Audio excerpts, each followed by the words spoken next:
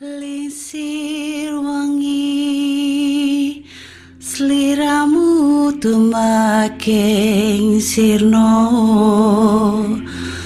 ojo tangi kanmu guling awas jok ngetoro aku lagi bang wingo jin setan kang tak utusi dedio sembarang wojo layu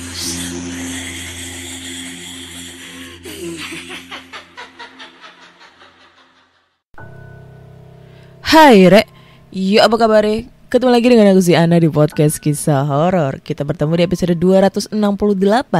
Dan di episode kali ini aku membacakan cerita horor ataupun email berhantu yang sudah dikirimkan teman-teman melalui podcast kisah horor @gmail.com ataupun di Instagram podcast kisah horor serta Google Form yang lainnya tersedia di bio Instagram podcast kisah horor. Sebelum aku mulai bercerita, aku mau ngucapin terima kasih dulu buat tadi ada salah satu pendengar yang tiba-tiba nge-DM terus minta alamat rumah, mau ngirimin sebuntut gitu kan. Tahu aja malam-malam lapar banget ya. Dikirimin sebuntut coy, digojekin. Terima kasih ya kakak-kakak. Enak banget sumpah, sopnya enak banget. Kayaknya itu masak sendiri deh dia. Enak banget sumpah. Kayaknya ketagihan deh aku kalau sama sop buntut itu. Terus aku mau cerita nih, kan aku sekarang udah lama banget gak curcol gitu ya, curhat colongan tentang masalah percintaan. Karena kemarin gue ketemu sama cinta lama tidak bersemi kembali. Kenapa tidak bersemi? Karena dia sudah menjadi suami orang. Ya itu, suami orang setelah 10 tahun. Sekian lama, ini bukan si Rio anjing ataupun Ega bangsat ya. Ini ada lagi. Anak pacarnya banyak banget sih. Nggak, dulu kan masih muda ya. Ya abisnya dulu diseriusin, nyampe dia pendidikan datang jauh-jauh dari Surabaya ke Watu Kose buat datang ke acara penutupan pendidikannya dia. Dianya malah nikah sama orang lain, kan anjing gitu loh. Tapi seneng banget sih setelah sekian lama 10 tahun nggak ketemu, akhirnya ketemu lagi. Mumpung dia lagi di sini, nggak ada istrinya ya. Tapi dia tuh juga mau share pengalaman horor nih. Jadi dia kemarin sempet cerita sama aku tentang pengalamannya dia pada saat evakuasi orang meninggal yang ada di dalam sumur. Jadi kebetulan kan dia dinasnya di daerah Bogor gitu, terus aparat lah ya. Nah, karena ada kejadian katanya tuh gini, ada supir truk, ada istri. Ntar dulu, gue agak lupa ceritanya. Ada istri ngelapor ke kantor polisi karena suaminya itu 7 tahun gak pulang-pulang gitu. 7 tahun, 7 hari gak pulang-pulang gitu. Nah, pas dicek terakhir gitu kan dia kan sempet nelpon. Nah, sempet nelpon terus katanya itu lagi berhenti di situ gitu loh, lagi istirahat atau apa. Nah, pas dicek itu karena istrinya curiga kenapa 7 hari gak pulang-pulang, terus gak ada kabar juga. Nah diceklah ke lokasi terakhir dia nelpon, ada tuh truknya gitu kan, ada truknya. Nah dicari-cari, ditelusuri gitu kan sama pihak kepolisian gitu. Ternyata di situ ada sumur gitu. Nah sumur, kemungkinan nih si bapak itu tuh pengen ngambil air di sumur tersebut gitu loh. Mungkin karena pengen buang air atau apa, gak tahu ya. Ambil air di sumur itu. Tapi ngambilnya tuh embernya itu pakai tali, bukan pakai katrol. Jadi kayak ditarik gitu loh. Ember terus diketali terus ditarik gitu. Nah, sumurnya itu ada sekitar kedalaman 7 sampai 8 meter. Mungkin naasnya beliau itu kepleset terus masuklah ke sumur tersebut. Dan alhasil mungkin karena kebentur atau apa gitu, orangnya pingsan dan gak taunya ditemukan dalam keadaan sudah meninggal dunia dan sudah, mohon maaf, membusuk gitu kan jenazahnya. Karena gak bisa dievakuasi, akhirnya tim kepolisian nih manggil lah si timnya mantan aku nih, aku manggilnya mantan atau apa ya? Emang kita pernah pacaran ya? Ya itulah pokoknya si cowok itulah. Ya untuk minta bantuan supaya bisa evakuasi jenazahnya. Karena emang lubang sumurnya itu kecil. Terus posisinya itu ada di kedalaman 7-8 meter. Dan jenazahnya itu posisinya kepalanya di bawah. Jadi kepalanya di air, terus kakinya jengkang ke atas gitu. Sebelum dia masuk, dia tuh sempat ditanyain, kamu siap nggak gitu, kamu siap nggak untuk evakuasi jenazah tersebut. Terus dia bilang siap pak gitu. Sebenarnya tuh yang disuruh mengevakuasi itu temennya, tapi karena temennya ini badannya bongsor gede dan mungkin dia takut juga, akhirnya dia nggak berani dan dialihkan ke si cowok ini gitu kan, si ini ex ini kan. Kamu berani nggak gitu kan? Siap, berani komandan gitu kan. Udah lah, masuk ke dalam. Sebelum masuk itu dia tuh kayak udah berdoa dalam hati gitu kan, permisi bapak gitu, saya berniat baik untuk mengambil jenazah bapak, lalu dipertemukan dengan keluarga bapak, kemudian dikebumikan dengan layak. Jadi mohon maaf sebelumnya dan semoga tolong berikan saya kelancaran untuk mengambil bapak gitu, intinya kayak gitulah. Dia berdoa gitu kan. Udah kan, untungnya itu posisinya mukanya itu ada di bawah, jadi dia tuh ngangkat dari kakinya gitu. Soalnya kalau misalnya dia ngangkatnya itu dari arah muka, itu kayak dia tuh takut itu loh, kebayang-bayang sama wajahnya, karena posisinya kan jenazahnya udah membengkak ya, biru-biru semua, ngembang gitu kan karena kena air. Udah kan, diangkatlah itu jenazah. Udah selesai. Alhamdulillahnya berjalan dengan lancar. Dan pada saat dimasukkan ke kantung jenazah, si exku ini, woi exku X ya itu ya, bukan website ya, tolong berpikiran yang jernih. Itu tiba-tiba ngelihat tuh wajah si jenazah tersebut. Akhirnya dia tuh kayak takut apa gitu, kebayang-bayang atau gimana. Aku lupa dia kayak mual atau apa, nggak tahu. Dan pada saat diangkat itu semua warga yang di sana itu pada bubar. Oh iya, katanya sebelum dia terjun ke bawah itu dia mau mengevakuasi jenazahnya itu sempat diceletukin sama ibu-ibu di sana. Karena kan kakinya kan gemeter tuh, takut kan. Diceletukin gini, "Mas, takut ya kakinya gemeter." Nah aku bilang tuh sama exku tuh, "Ya kamu celetukin balik lah." Lah kalau emang saya takut bu, ibu aja yang ngambil gitu, jangan saya juga takut sebenarnya, tapi ini kewajiban gitu kan. Tapi kan emang udah kejadiannya udah lampau ya, nggak mungkin lah diulangin lagi gitu kejadiannya. Udah selesai dia pulang, nyampe rumah itu dia mandi pakai alkohol biar bakteri-bakterinya itu mati gitu kan, karena kan habis evakuasi jenazah gitu kan. Terus bajunya itu direbus biar kumannya itu mati semua gitu loh. Pengennya intinya tuh kayak gitulah, direbus sampai 2 kali. Udah kan, sebenarnya sih dia nggak ada rasa jijik gitu loh, nggak ada rasa jijik. Cuma pas dia cerita pas tidur, pas mau berusaha untuk beristirahat, tiba-tiba itu di dalam tidurnya dia mimpi ketemu si bapak tersebut dalam mimpinya. Tapi yang menjadi anehnya adalah pada saat dia bermimpi, dia ngelihat posisi bapaknya itu dengan wajah pada saat dia mengangkat jenazahnya, kayak gitu. Karena kan dia udah ngelihat jenazahnya tuh, jadi dia tahu persis wajah jenazahnya itu di dalam mimpinya itu sama dengan waktu dia mengevakuasi pada saat jenazahnya itu udah dimasukkan ke kantung jenazah gitu kan. Itu dia kayak kebayang-bayang terus sampai takut gitulah, merinding atau apa. Tapi mungkin kalau pemikiranku sih, kenapa dia dimimpiin gitu, mungkin sebagai ucapan tanda terima kasih kali ya, karena udah dibantu untuk dievakuasi, dipertemukan dengan keluarganya, dimakamkan dengan selayaknya kayak gitu kan. Jadi kayak mungkin tanda terima kasih gitu melalui mimpi. Cuma yang menjadi serem kan, bisa kali ya tanda terima kasihnya itu wujudnya itu yang sempurna gitu ya loh, yang baik gitu loh. Jangan yang mukanya hancur, bengkak-bengkak, biru-biru semua kayak gitu-gitu kan. Ya gue juga takut gitu. Tapi ya terparut itu semua, gue salut sama dia. Walaupun dia sudah tidak bisa menjadi untuk saya lagi. Masih berharap, enggak tentu walaupun sedikit, tapi ya enggak mungkin ya karena suami orang. Gak bisa guys, gak bisa. Gitu pengalaman horor dari my ex gitu kan. Jadi karena sudah cerita pertama nih, langsung aja kita bacain cerita email yang udah masuk ke podcastkisahhoror@gmail.com. Sebenarnya banyak juga yang nge-DM.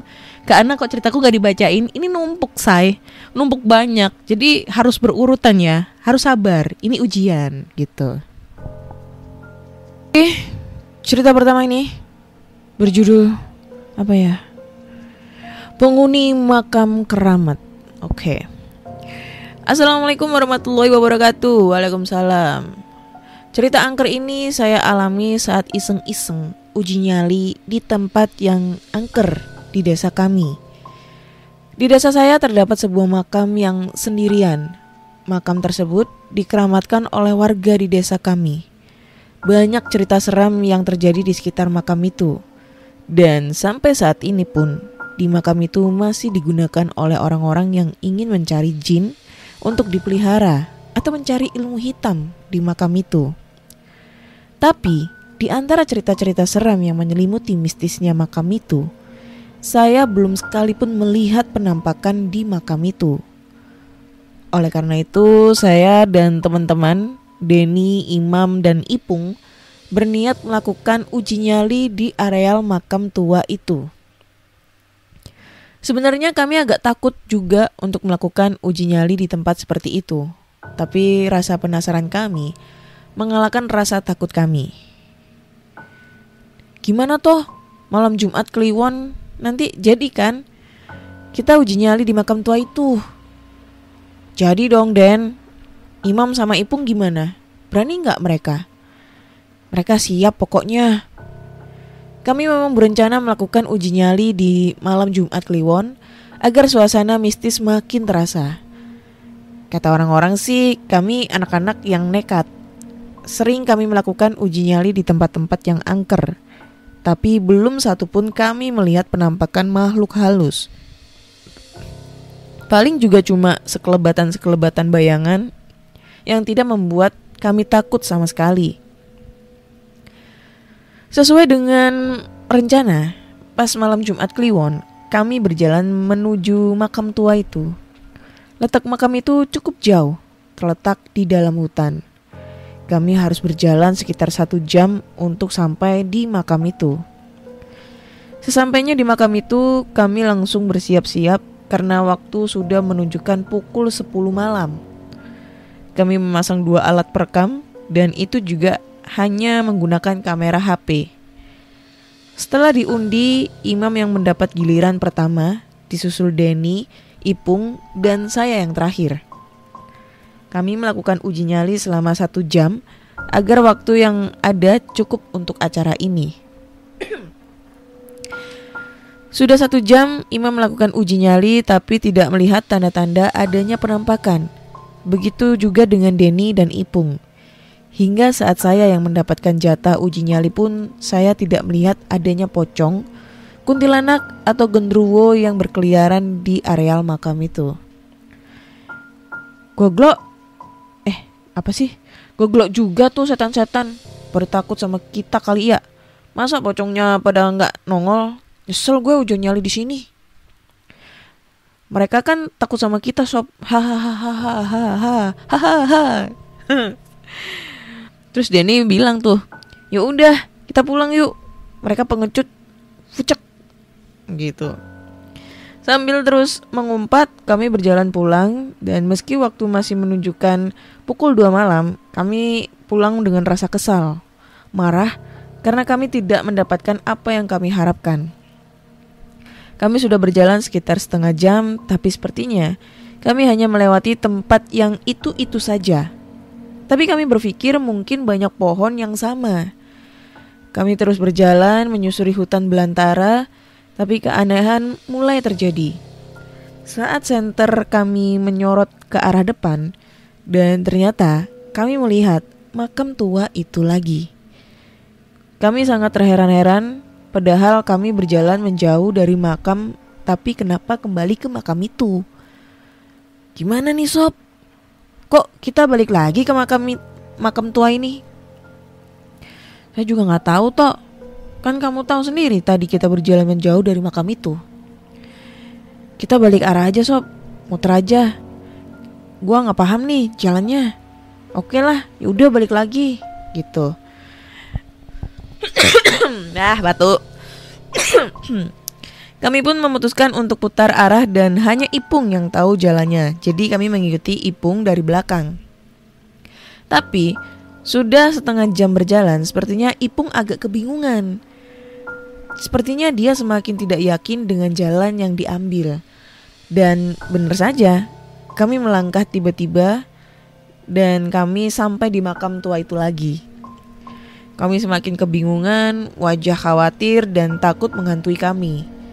Di saat sedang takut-takutnya, tiba-tiba saja saya mendengar suara cekikikan dari arah atas pohon. Suara itu membuat saya semakin ciut nyalinya. Tapi sepertinya hanya saya yang mendengarnya. Saya tidak berani melihat ke arah atas. Kami berempat cuma bisa terduduk di bawah pohon. Kami tidak tahu apa yang harus kami lakukan. Kami sudah merasa letih sekali karena sudah berjalan jauh. Tapi di situ-situ aja tempatnya. Kami hanya terdiam, gak ada sepatah kata pun yang terucap dari mulut kami. Saat suasana sedang hening, tiba-tiba suara cekikikan itu terdengar lagi. Suara semakin keras dan terasa semakin dekat, tapi lagi-lagi hanya saya yang mendengarnya. Bulu kuduk saya sudah mulai merinding. Saya sama sekali gak berani menoleh ke kanan, ke kiri. Saya hanya memandangi jam dan berharap waktu sudah pagi. Di saat sedang takut-takutnya, tiba-tiba saja Ipung berteriak-teriak. Kuntilanak! Astagfirullah, astagfirullah! Ada apa Pung? Ada kuntilanak sob di pohon itu. Ya itulah pokoknya. Saat itu kami semakin ketakutan. Kami saling merapatkan badan kami agar tidak terpisah. Saat sedang duduk ketakutan, saya beranikan untuk menoleh ke arah samping dan astagfirullah, saya melihat sesosok pocong yang berdiri 100 meter dari tempat kami. Wajahnya begitu menakutkan, saya berteriak dan tidak berani untuk memandangi lagi. Di saat suasana yang ketakutan ini, saya mendengar suara tangis dan benar saja, suara itu berasal dari suara tangisan imam yang ketakutan. Hanya Denny yang terlihat tegar. Dia memang yang paling berani di antara kami. Kami menyesal telah berucap kata-kata sembarangan yang membuat kami diteror arwah penghuni makam itu. Penampakan hantu pocong, kuntilanak dan genderuwo bukan hanya sekali. Yang membuat kami semakin ketakutan ketika tiba-tiba ada angin yang sangat kencang dan diiringi penampakan genderuwo yang badannya sangat besar dan tinggi, serta matanya yang merah menyala seperti sangat marah sekali kepada kami. Saat sedang ketakutan, saya melihat ada seseorang yang sedang berjalan ke arah kami. Dan ternyata itu adalah Mbah Wongso, penjaga atau kunci dari makam tua itu. Saya dan teman-teman sangat bersyukur sekali karena mendapat pertolongan dari Mbah Wongso yang menemukan kami. Kami menceritakan kejadian yang kami alami ke Mbah Wongso dan Mbah Wongso mewanti-wanti kami agar tidak berkata kasar di areal makam tua itu. Dan kata Mbah Wongso, kami dari tadi hanya berjalan berputar-putar di areal makam.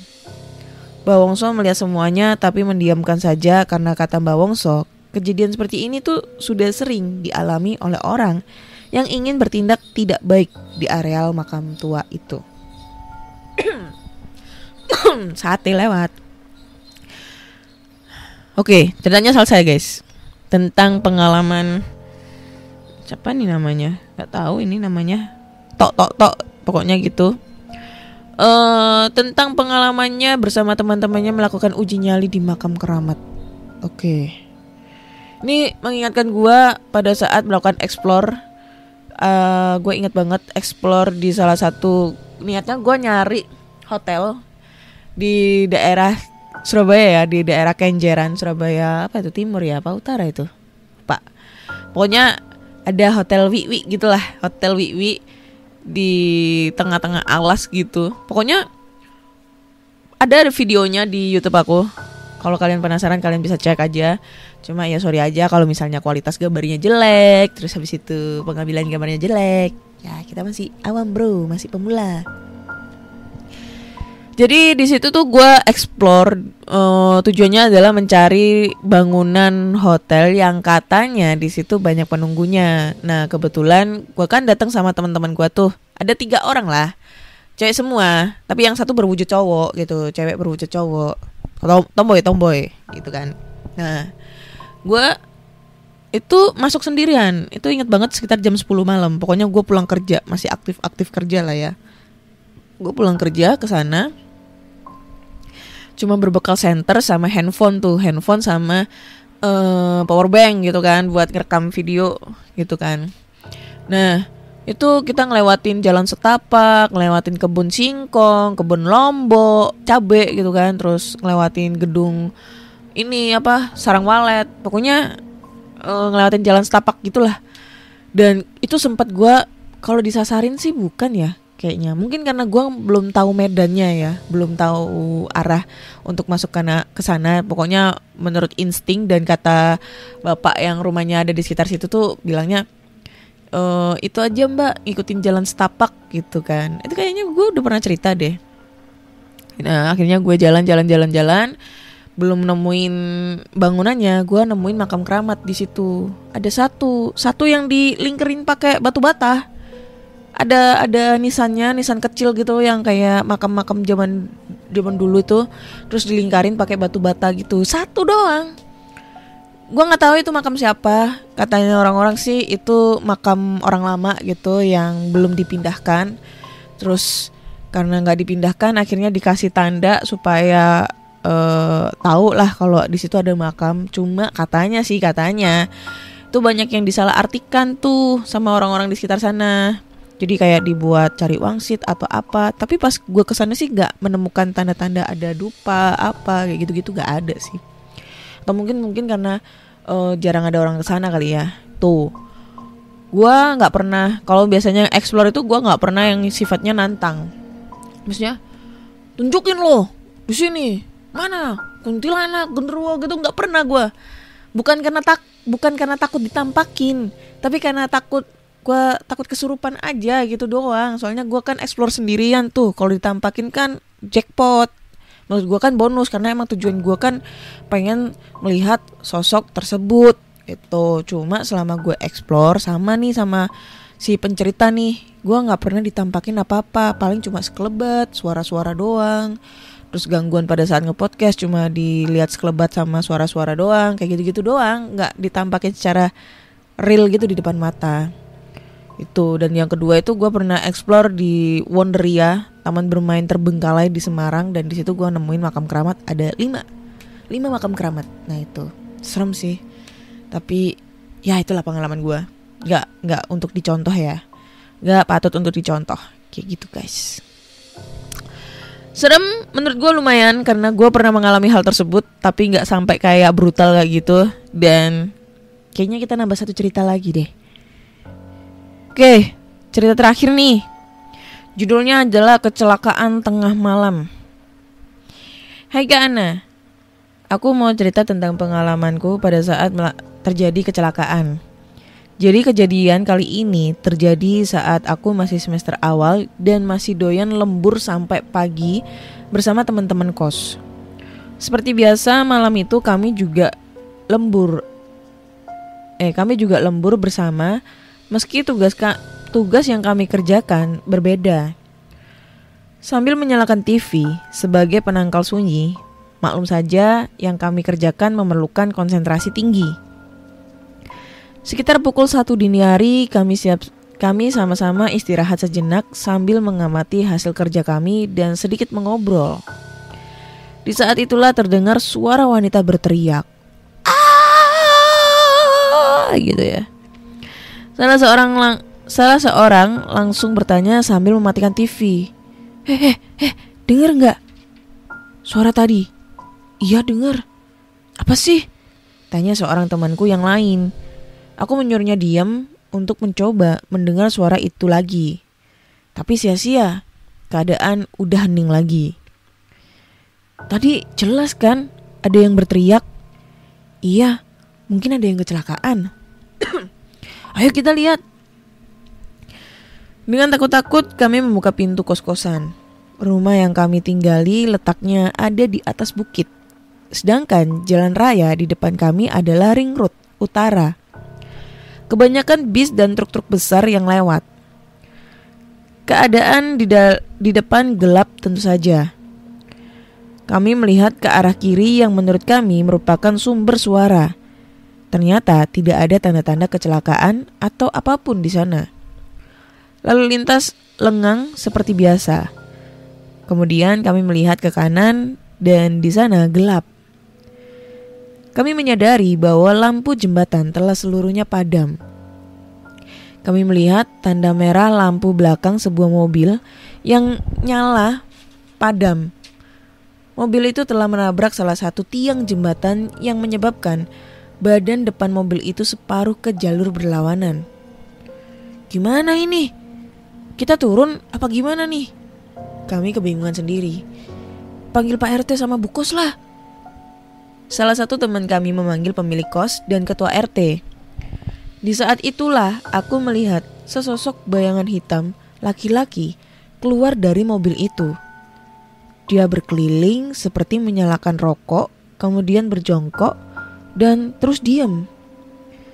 Tidak mencoba berteriak ataupun mencari pertolongan, tapi aku heran dan memutuskan terus mengawasinya. Kemudian ada mobil box yang berhenti dan seperti mengangkut sesuatu. Tapi bayangan itu masih ada. Setelah para orang-orang tua berkumpul, kami pun ikut turun ke jalan. Seseorang memanggil polisi. Kami melihat mobil itu berantakan. Ada beberapa botol bir di dalamnya. Kaca depan dan belakang pecah. Kap depan terbuka. Begitu pula bagasi belakang. Ada beberapa ceceran darah dan beberapa sandal.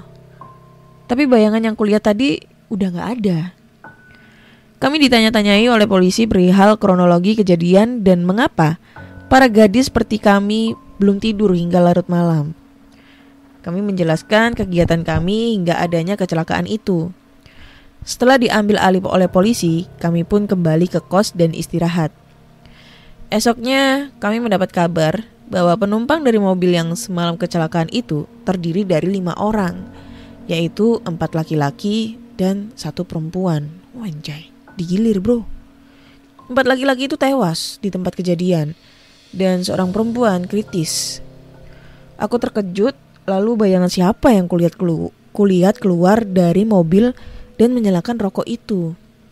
Salah seorang temanku yang ternyata juga melihatnya juga terlihat kebingungan. Oke, ceritanya lumayan gantung ya. Siapa yang dilihat itu ya? Ngerokok bro.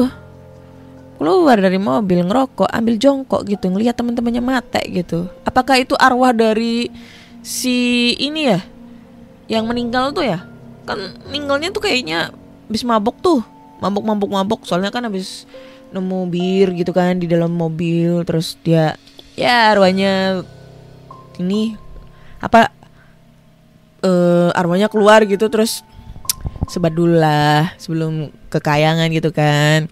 Sebelum masuk neraka sebat dulu lah 1. Ya, bro, mati bro. Makanya jangan mabok ya. Kalau nyetir jangan mabok bro. Ntar dulu mabuknya biar apa namanya, reda dulu gitulah. Biar melek dulu mata baru naik mobil ya. Lu sih pakai nyetir mabok-mabok. Ya jadinya kan gue ikut kalian nih ke neraka nih ya. Makanya gue sebat dulu ya. Tunggu ya di sini. Gitu kali ya si arwahnya. Kalau misalnya dia jadiin film itu kayak lucu banget gitu. Ya bro, sebat dulu lah bro. Ya gimana sih bro? Ya kita jadinya mati nih bro, sia-sia bro karena mabuk nih bro. Coba kalau meninggalnya keadaan husnul khotimah mah gak apa-apa bro. Mabuk bro, neraka nih nomor 1 nih ya. Kayak gitu jadinya. Gue jadi ngedoain orang nih. Ya, jadi buat teman-teman nih ya, buat kalian semua nih yang naik motor, naik mobil, apapun itu kendaraannya ya, harap berhati-hati di jalan. Utamakan keselamatan nomor 1. Gak usah kebut-kebutan. Kalau naik motor, naik mobil gak usah dalam keadaan mabok. Dan minimal nunggu sadar dulu lah kalau memang kalian tukang mabok ya. Tapi hindari tuh alkohol, jahat bro ya. Terus kalau misalnya ngantuk nih, jangan dipaksain buat jalan ya. Berhenti dulu di rest area atau minimarket terdekat tuh, sebat-sebat dulu biar matanya melek. Terus baru deh lanjutin perjalanan. Jangan terlalu dipaksakan, karena ada orang tersayang yang menunggu di rumah ya. Mikirnya kan orang-orang itu kan pengennya kalian itu dalam perjalanan itu nyampe rumah itu dalam keadaan baik-baik saja gitu kan.